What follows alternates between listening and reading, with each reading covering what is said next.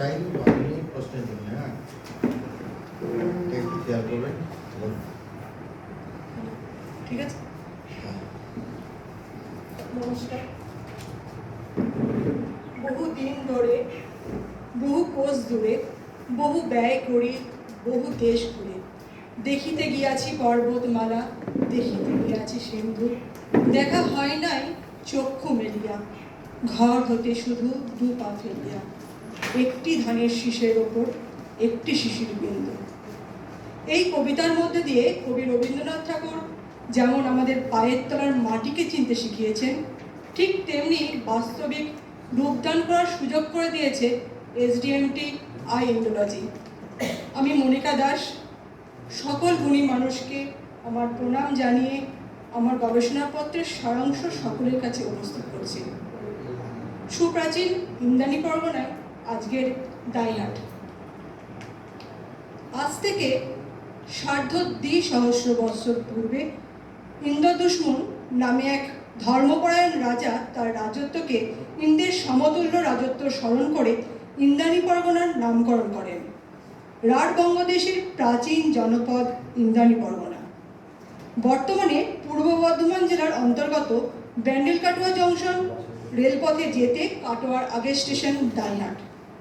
এখন প্রশ্ন, ইন্দ্রাণী পরগনায় কি ইন্দ্রাণী বর্তমান দাইহাট? তার প্রমাণ আমরা যেখানে পাই সেই তথ্যগুলো আমি তুলে ধরছি। 1775 খ্রিস্টাব্দের সার্ভেয়ার সাহেব মি বেনেট তার দেশীয় মানচিত্র অঙ্কন করেন। সেখানে উল্লেখ করেছেন পাতাইহাট, ধন্যহাট এবং ভাওসিং।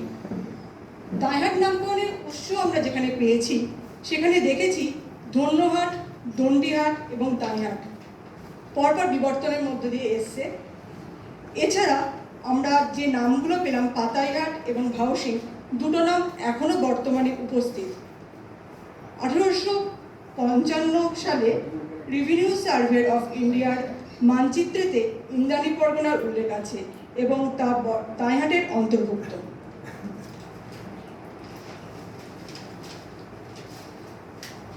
নীলদর্পণ নাটকের অনুবাদক ক্যাপ্টেন লং দাইহাট কাটোয়ার মাঝামাঝি জায়গায় বেড়াগ্রামে একটি বিলুপ্ত মন্দিরের একটি প্রস্তর ফলক এশিয়াটিক সোসাইটিতে জমা দেন। তার সময়কাল দেখতে গিয়ে আমরা দেখি সেটি 1788 থেকে 1815 খ্রিস্টাব্দ, অর্থাৎ শঙ্করাচার্যের সমসাময়িক। ডক্টর কালীপদ দাস তার বর্ধমান সামগ্রী বইটিতে ইন্দ্রাণীর বিলুপ্ত মন্দির নিয়ে আলোচনা করেছেন। সেখানে তিনি বলেছেন পুরীর জগন্নাথ মন্দিরের আদলে এখানকার ইন্দ্রাণীতেও দুটি মন্দির ছিল। পাল রাজাদের দুর্বলতার সুযোগে উড়িষ্যার ভৌমকর রাজবংশের নৃপতি শিবকরদের শিবলিপি থেকে জানা যায় যে উন্মত্ত সিংহ রাজ জনপদের অধিকার করেন। History of Odisha, RD. Banerjee, Delhi, REP 1980। এছাড়াও ইন্দ্রাণী পরগনার উল্লেখ আমরা পাচ্ছি মেঘাস্তিরিশের ভারত বর্ণনায়, আবুল ফজলের আকবরনামায় এবং ইন্দ্রাণীরই ভূমিপুত্র কাশিরাম দাস, যিনি মহাভারত রচনা করেছিলেন। ইন্দ্রাণী নামে দেশ, পূর্ব পারে স্থিতি, দ্বাদশ তীর্থে যেথা, বহিষে ভাগীরথী। কাশিরাম দাসের জন্মস্থান হিসাবে ইন্দ্রাণী পরগনার সিঙ্গিগ্রামকে দেখানো হয়, কিন্তু স্থানীয় বাসিন্দা স্বর্গীয় মদনমোহন দত্ত মহাশয় উপযুক্ত যুক্তি ও প্রমাণের সাহায্যে নিজের বইতে উল্লেখ করে গেছেন গ্রামটি সিঙ্গি নয়, সিদ্ধি গ্রাম হবে। তার যুক্তির সমর্থন করেছেন সুকুমার সেন ভাষাবিদ। কিন্তু আজও প্রমাণ থাকে সত্ত্বেও ভুলটির সংশোধন হয়নি। কীর্তিবাসের রামায়ণেও উল্লেখ আছে ইন্দ্রেশ্বর ঘাটে যে বা স্নান করে সর্বপাপ মুক্ত হয়ে যায় স্বর্গপুরে। আমরা বৃন্দাবন দাসের চৈতন্য ভাগবত, মুকুন্দরাম চক্রবর্তীর চণ্ডীমঙ্গল, বিপ্রদাস পিল্লি মনসা মঙ্গল, জয়ানন্দ চৈতন্য মঙ্গল, বিজয়রাম কবির তীর্থমঙ্গল এবং গঙ্গারাম দাসের মহারাষ্ট্র পুরাণে উল্লেখ পাই ইন্দ্রাণী নগরের কথা। ইন্দ্রাণী পরগনার যাতায়াত ব্যবস্থার উন্নতির কারণে এবং ব্যবসা বাণিজ্যের সমৃদ্ধি, শিল্প দক্ষতা ও নৈপুণ্যতা নাগরিককে আরও সমৃদ্ধশালী করে তোলে। 12 ঘাট 13 ঘাট, 3 চণ্ডী 3ঈশ্বর। এই বহু ধর্মের চরণভূমি এই নগরী। আজ তার চিহ্ন প্রায় অবলুপ্ত, তবে তারই মাঝে রয়েছে ভগ্নপ্রায় কিছু যে স্মৃতিচিহ্ন, সেগুলো আমরা তুলে ধরব। এতক্ষণ আমরা সার্ধ 2 সহস্র বছর আগের ইতিহাসের কথা জেনেছি। কত রাজা, কত রানী, সম্রাট, মন্ত্রী, খোঁজা, সেনাপতি, বালক, যুবা, কত অশ্রুনয়না তরুণী, কত অর্থলিপ্স রাজপুরুষ ইন্দ্রাণীকে আক্রমণ করেছে। আবার কালের নিয়মে বুদবুদের মতন ভেসে গেছে। আজ যা তুচ্ছ, 1000 বছর আগে তা মহাসম্পদ। এই সম্পদের সন্ধানে বারংবার চক্রাকারে কেউ না কেউ এসছে তার কর্তৃত্ব প্রকাশ করতে। সেই রকমভাবেই এসছিল বর্ধমানের রাজবংশের রাজা কীর্তিচাঁদ।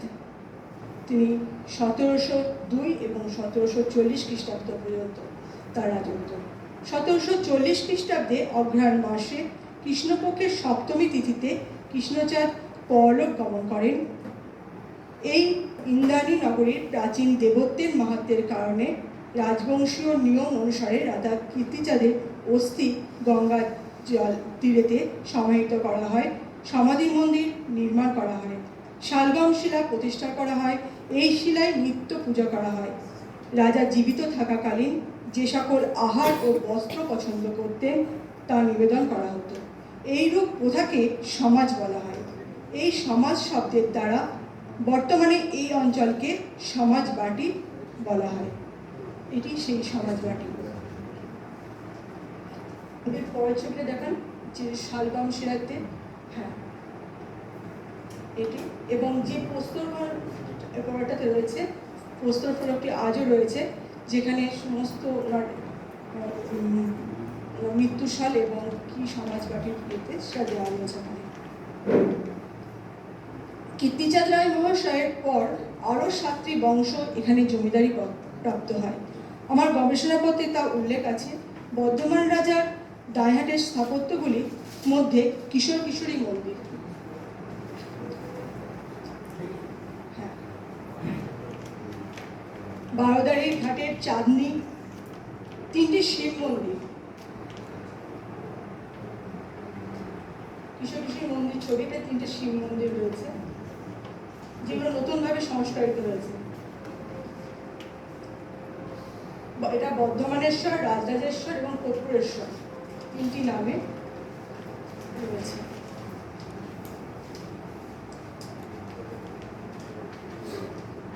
ছেলে ঘুমালো পাড়া জোড়ালো, বর্গি এলো দেশে। আমরা সকলেই জানি, কিন্তু বর্গি কারা? দিল্লির সিংহাসনে তখন 1719, 1748 খ্রিস্টাব্দ মোহাম্মদ শাহ রাজত্ব, বাংলার নবাব আলিবর্দী খাঁ। এমন সময় মারাঠা সর্দাররা অর্থাৎ বর্গিরা বারংবার বাংলাকে আক্রমণ ও লুণ্ঠন করে। মুর্শিদাবাদ আক্রমণের উদ্দেশ্যে বর্গিরা আলিবর্দীর পিছু পিছু কাটোয়ার পাশে দাইহাটের বাঁধানো ঘাটে আক্রমণ করে। দাইহাটে গড় বেষ্টিত এলাকায়, অর্থাৎ এখনকার যেটি দাইহাট স্কুল সংলগ্ন, সেখানে নিরাপদে আশ্রয় নেয়, কিন্তু নিকটবর্তী এলাকায় সন্ত্রাস ও অত্যাচারের বাতাবরণ সৃষ্টি করেছিল। নারীদের ওপর চরম অত্যাচার চলছিল। তখন বর্গি দমন করবার উদ্দেশ্যে নবাব আলিবর্দী খাঁ উদ্যত হয়ে সৈন্য সামন্ত নিয়ে কাটোয়ায় আক্রমণ করে। দাইহাটে প্রবেশ করে সেই সময় খ্যাতনামা মারাঠা সর্দার ভাস্কর পণ্ডিত দুর্গা অষ্টমীর পুজোয় নিয়োজিত। সংবাদ পাওয়া মাত্রই সোনার প্রতিমা নিয়ে তিনি গঙ্গা বক্ষে তলিয়ে যান। এটি সেই জায়গা, এখানে ভাস্কর পণ্ডিত বসে পুজো করছিলেন, এবং সেই সময় মারাঠারা যখন, উনি নিজেই মারাঠা ছিলেন, আর আলিবর্দী খাঁ যখন আক্রমণ করে, এখান থেকে উনি গঙ্গার পাশেই গঙ্গা, সেখানে ঝাঁপতেন। কিন্তু বর্তমানে আর সেটা নেই। এই সেই দেবী প্রতিমার জায়গা। তবে আজ গঙ্গার স্থান পরিবর্তন হয়েছে, অনেক দূরে চলে গেছে। আর চাঁদনির যৎসামান্য ভগ্নাবশেষ স্মৃতির পুরাতন ঐতিহ্য সাক্ষী হয়ে আজও দণ্ডায়মান।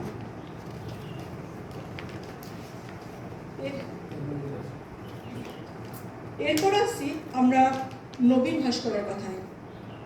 1855 খ্রিস্টাব্দে নবীন ভাস্করের নির্মাণ দক্ষিণেশ্বরের ভবতারিণী কালী মূর্তি এক বিরল সৃষ্টি। তার শিল্প নৈপুণ্যতা ভারতের বিভিন্ন প্রান্তে আজও বিরাজমান। এই অঞ্চলের শিল্প চেতনা, শিল্প ভাস্কর্যে শুধু নয়, কাঁসা পেতলের শিল্প, তসর শিল্প এবং ঐতিহ্যপূর্ণ বহু শিল্প এখানে রয়েছে। বাণিজ্যিক বন্দর হিসাবে অতীতে সুপরিচিত থাকায় ব্যবসা বাণিজ্যের উন্নতি দেখা গেছে এই নগরীতে।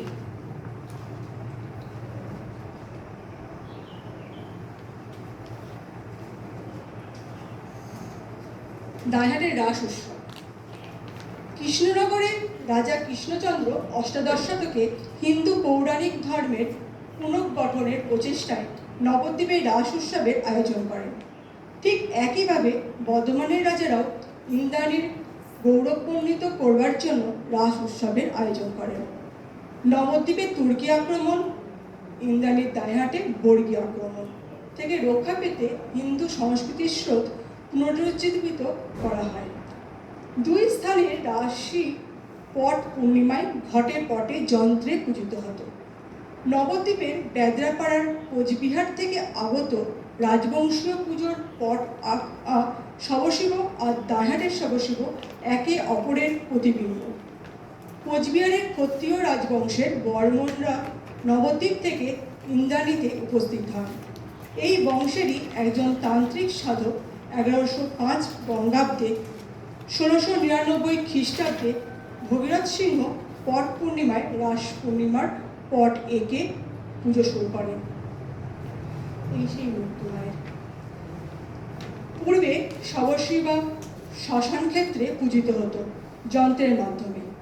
30 ইঞ্চি বাই 20 ইঞ্চি বাই 9 ইঞ্চি আয়তন বিশিষ্ট একটি প্রস্তর যন্ত্রের ওপর আজও নিত্য পুজো হয়। তৎকালীন নবদ্বীপের সাধক কৃষ্ণ আগমবাণী প্রথম কালী পুজোর মূর্তিতে পুজো করেন। তারপর থেকেই পট ও যন্ত্রের পরিবর্তে কালী প্রতিমা রূপে পূজিত হতে থাকে সর্বত্র।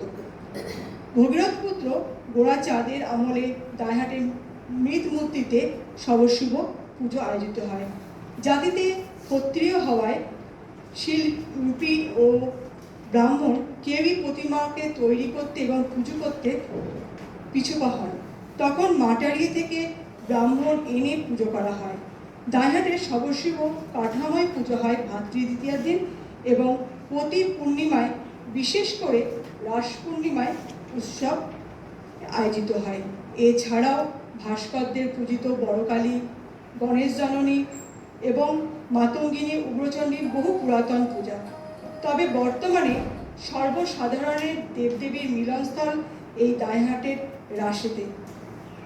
তার শোভাযাত্রা দেখবার মতো, বহু দূর দূরান্ত থেকে শোভাযাত্রা দেখতে আসে।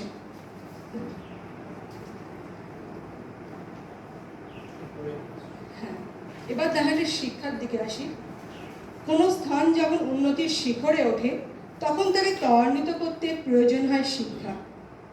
ইন্দ্রাণীর মূল কেন্দ্রবিন্দু বেড়াগ্রামে প্রাচীন সংস্কৃত চর্চার পাশাপাশি ফরাসি শিক্ষাকেন্দ্র ছিল। তার অনেক পরে চলে আসছি 1855 খ্রিস্টাব্দে ঈশ্বরচন্দ্র বিদ্যাসাগর মহাশয় তার তত্ত্বাবধানে আধুনিক শিক্ষার জোয়ার আসে। তার হাত ধরেই দাইহাট উচ্চ বিদ্যালয় প্রতিষ্ঠা হয় 1755 খ্রিস্টাব্দে 29 অক্টোবর। 1858 খ্রিস্টাব্দে ঈশ্বরচন্দ্র বিদ্যাসাগর মহাশয় নারী শিক্ষার প্রচারের জন্য অশ্বিনী কুমার বালিকা বিদ্যালয় প্রতিষ্ঠান করেন। দাইহাট পৌরসভা, বর্তমান পশ্চিমবঙ্গে 127টি পৌরসভা আছে, কিন্তু 1869 খ্রিস্টাব্দে মাত্র 27টি পৌরসভা ছিল। এই 27টি পৌরসভার মধ্যে দাইহাট একটি। আমার বক্তব্যের প্রায় শেষ দিকে চলে এসেছি, উপসংহারে আসি। সকল তথ্য থেকে আমরা বুঝতে অসুবিধা হয় না যে সুপ্রাচীন ইন্দ্রাণী পরগনায় আজকের দায়হাট। বিভিন্ন উত্থান পতনের মধ্য দিয়ে দায়হাট মিউনিসিপ্যালিটি আজ পুরাতন ঐতিহ্যকে মুছে ফেলে নতুনভাবে সজ্জিত। দায়হাট মিউনিসিপ্যালিটি যদি নিজ উদ্যোগে ঐতিহ্যবাহী স্মৃতিগুলোকে সংরক্ষণের তৎপর হয়, তবে একটি সংরক্ষণশালা স্থাপিত হয়, যার মধ্য দিয়ে পুরনো ঐতিহ্যের স্মৃতি এবং নতুন প্রজন্মের কাছে দৃষ্টান্ত হয়ে থাকতে পারে। নমস্কার। যদি একটা দুটো প্রশ্ন কেউ করেন।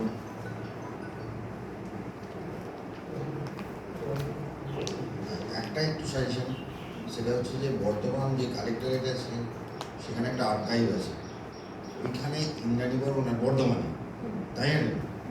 বর্ধমান, সেখানে এই ইন্দ্রাণী বর্মনার অনেক ডকুমেন্ট পেলেও পাওয়া যেতে পারে, একবার খোঁজ করুন, খুব সুন্দর।